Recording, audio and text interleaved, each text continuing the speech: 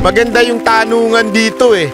Nung tinanong ho si Roque na mga ito kasi yung doon sa SM na yung tanungan doon, syempre alam naman natin sila MJ yan. O di ba? Mga syempre mga taga KOJC yan. Baka sabi nila, kampi naman yung tanong nyo kaya yung hindi kayo masagot na maayos eh. Ito maganda yung mga nagtatanong kay Roque, mga alam mong salot sa lipunan. Hindi naman lahat. Hindi ako sure yung sa iba ha. Doon sa iba, sure ako salot, lalo na yung tahimik. Secretary, I understand that only a few days ago you went on social media to say that Mariel Soriano, salamat. Something to happen in Davao, that side of town, of that side of the country. But you were expecting a suspension of Davao City Mayor Baste Duterte. And now this is what... Hindi ko alam na si Boy Abunda pala nasa politika na rin. Ano? Bernadette Ruga, salamat po. Happens. Can you tell us what is driving all this fear or speculation on your part that something is happening, will be happening down there in Davao City? Well, nakita naman natin kung ano talaga nangyari dyan. Sabi ni Rocky, pa-English ka pa, Tagalogin na kita. Hindi naman porket mag-English, matalino. Ako nga, abogado, mag-Tagalog ako eh. Warrant of arrest, pero tamang ginamit yung salita, nagkaroon po ng raid. At yan po ilabag talaga sa ating Bill of Rights, no? Dahil nakasaad po sa ating Bill of Rights na the right of the people to be secure in their places, houses, and papers shall be inviolable, no? Except upon lawful order of a judge, upon finding of probable cause. At bago mo pasukin, no, yung isang property, kinakailangan meron kang search warrant. At ang requirement pa nga, it must particularly describe the place to be searched and the items to be seized. No? So ngayon po ako nakakita na isang paglusob na para bagang of the same scale and scope na linusob ni Erap yung Kat Abubakar. And this is even reminiscent of what happened in Marawi. No? Hindi ko lang alam kung ilang batalyon talaga. Alam mo, kaya pala ng pulis na magkaganyan, ano?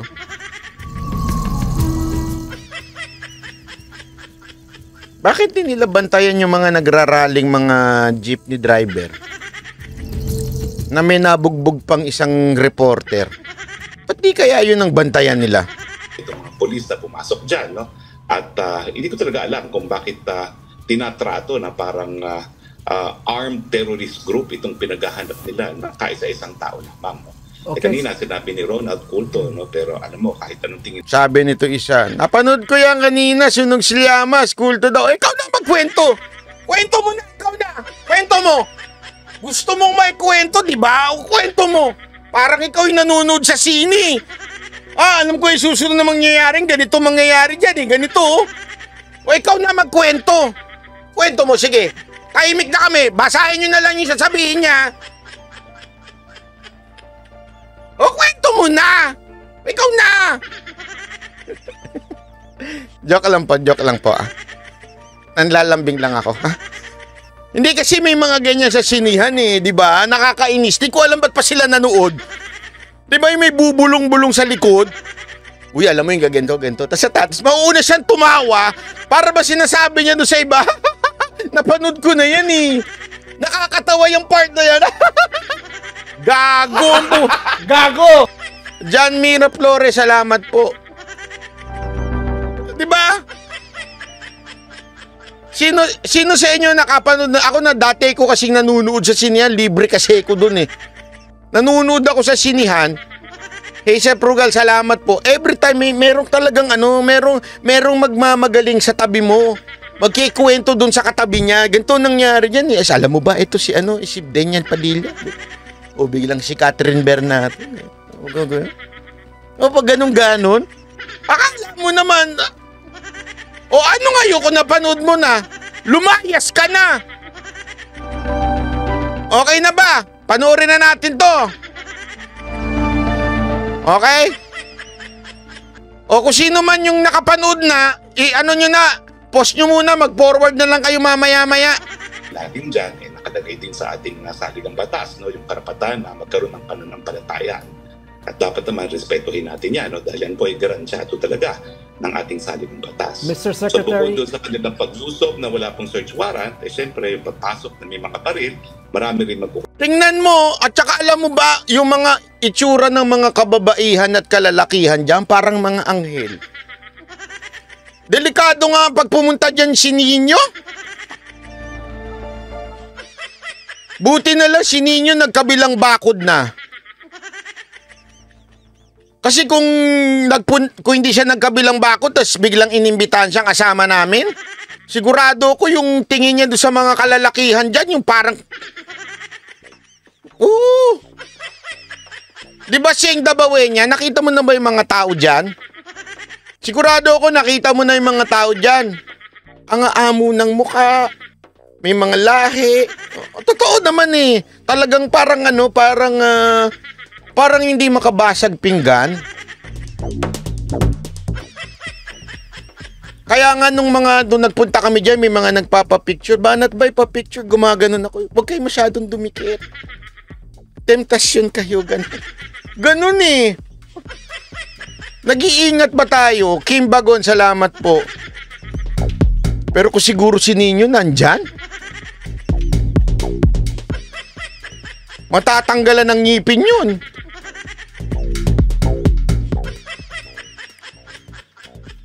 Konsidera na yan po ay isang kumbaga form of disrespect sa isang ginagalang na sanctuary na isang grupo na meron pananampalataya.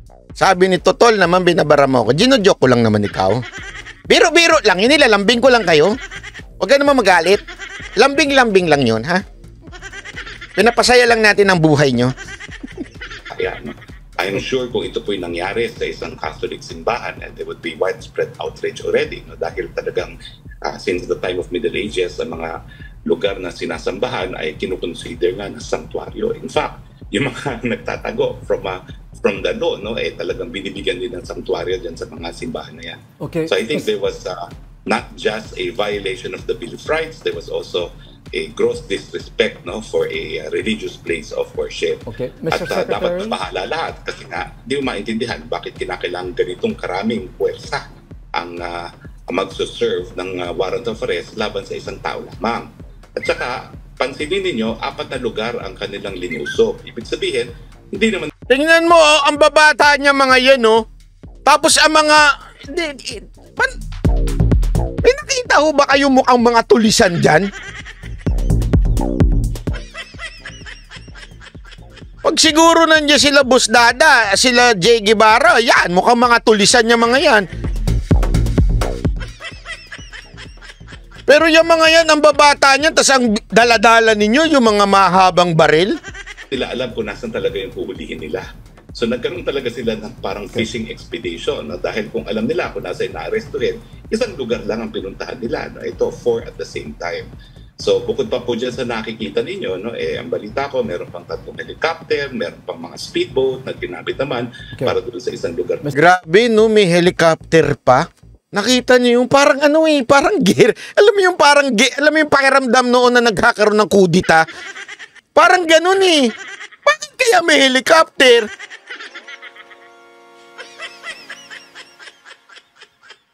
Tapos may mga speedboat pa.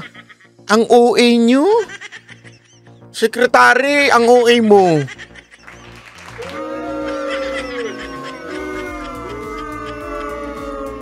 Mr. Secretary. Hindi lang po ito overkill para na itong use of force talaga. Okay. Mr. Secretary. Yan, may sniper pa.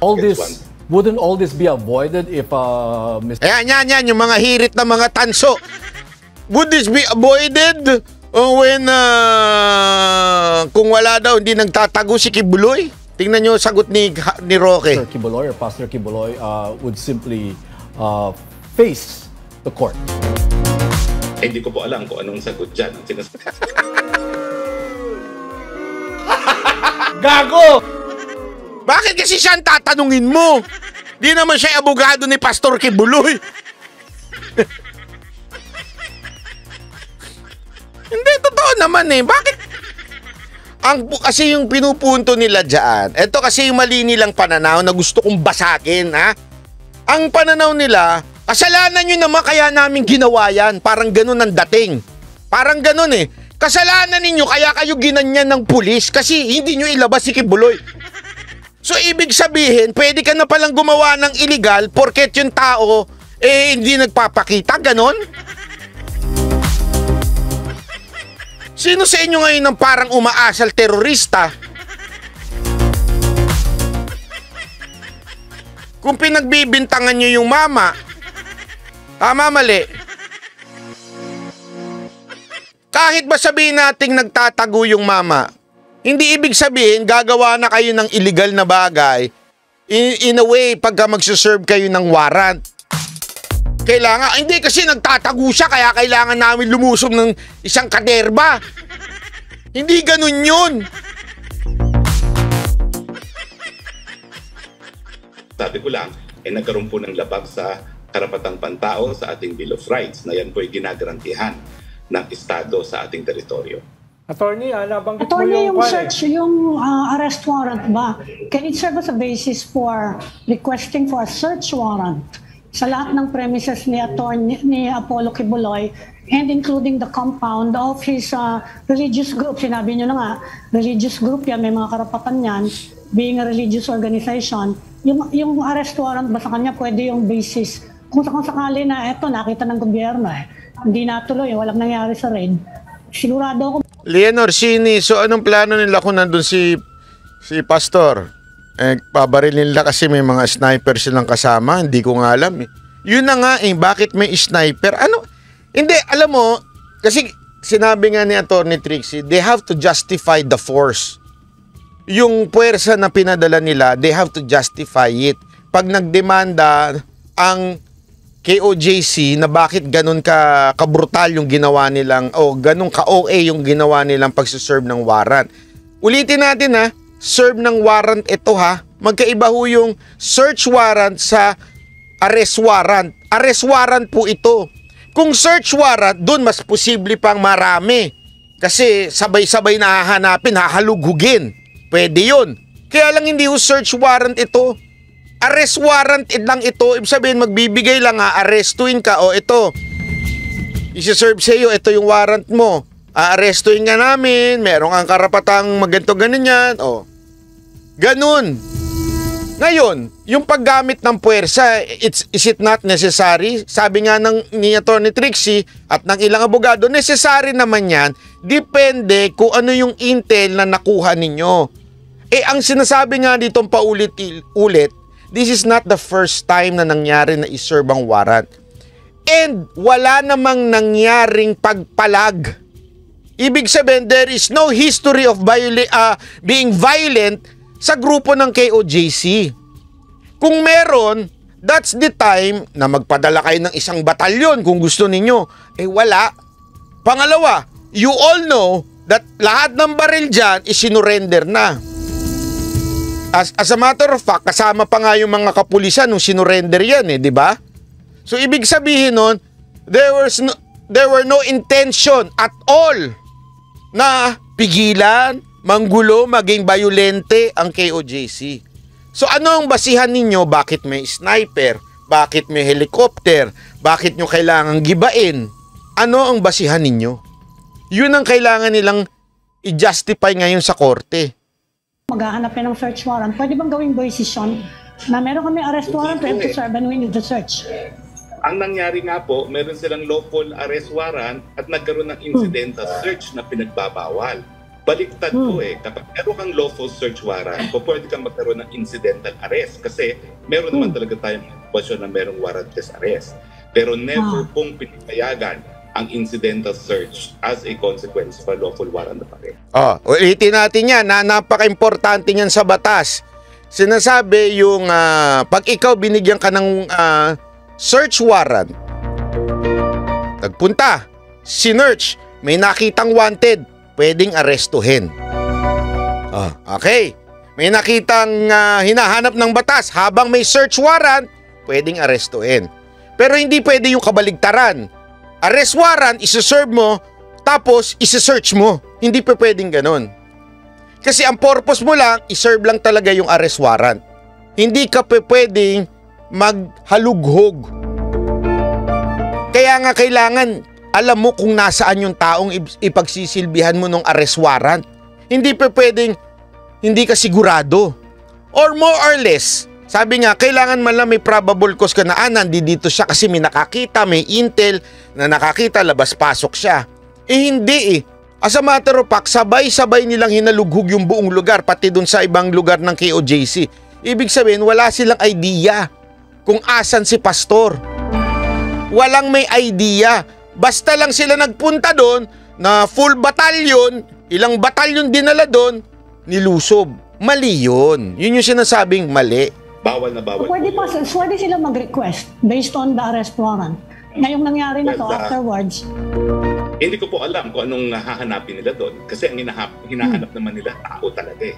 So, ang search warrant naman po is not applicable pag taong hinaharap. Okay. Pag meron lang talagang krimen na sa tingin nila ay nagaganap at meron mga instrumento, mga bagay-bagay, ebidensya na magpapatunay ng krimen na yon, dyan po papasok ang search warrant. Attorney, question from a non-lawyer. Obviously, I'm not a lawyer, but Yes. a very simple question lamang.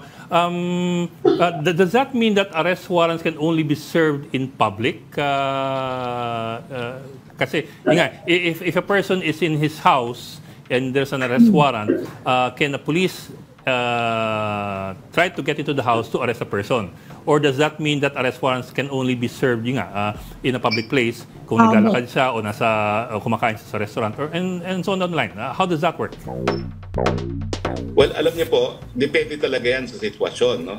Pero ang general rule po, iba yung proteksyon na ibinibigay natin sa mga tahanan o sa mga propiedad. At iba rin yung karapatan ng mga alagad ng batas na arestuhin ng isang tao. Ang arrest warrant, ang service po dyan, dapat alam mo kung nasan yung tao at huhulihin mo. Pero hindi po talaga lisensya yan para pumasok at hanapin yung taong wanted. Kasi pag nangyari po yan, baka mamaya pati yung bahay ni Presidente Duterte pasukin dahil matalik na kaibigan ni Kibuloy at mayroong search warrant, so pwede sila pumasok. Nagigets ninyo, hindi pwede yung ganun. Kaya kailangan talaga, may idea, may intel na nandito si ano. Kasi ano yun, lahat na lang ng kaibigan ni Kibuloy pupuntahan. Huli namin dyan si Kibuloy, hanapin namin dyan. Paano na yung privacy nung iba? Diba? Paano kung sabihin, kayo, vlogger kayo ni Kibuloy, puntaan namin kayo, hanapin namin sa bahay nyo. Hindi pwedeng ganun. Kailangan sigurado kayo. At una-una, kung palpak yung intel nyo dati, ay malamang sa malamang, palpak talaga. Sa tahanan, no? So that is my answer po, no? In the first place, that is yung authorizes you kung makita mo na hulihin. Pero hindi po yung authority para pumasok at hanapin.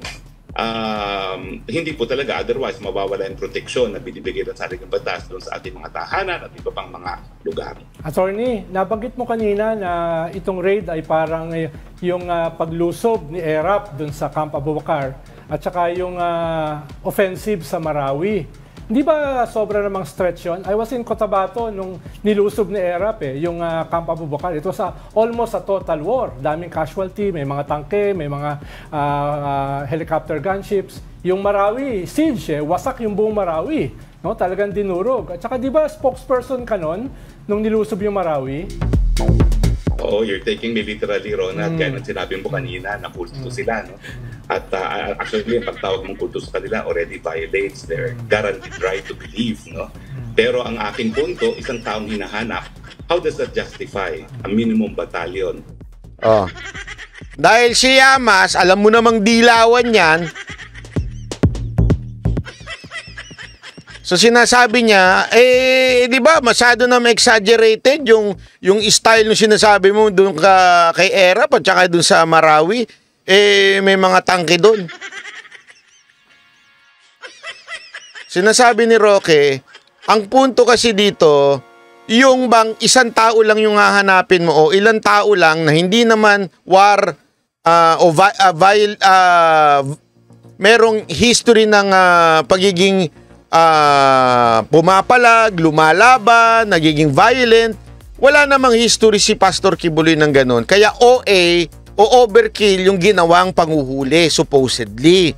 Yun yung punto ni Roque. Eto namang isa, talagang literal niyang ininterpret yung sinabi ni Roque. Sa bagay,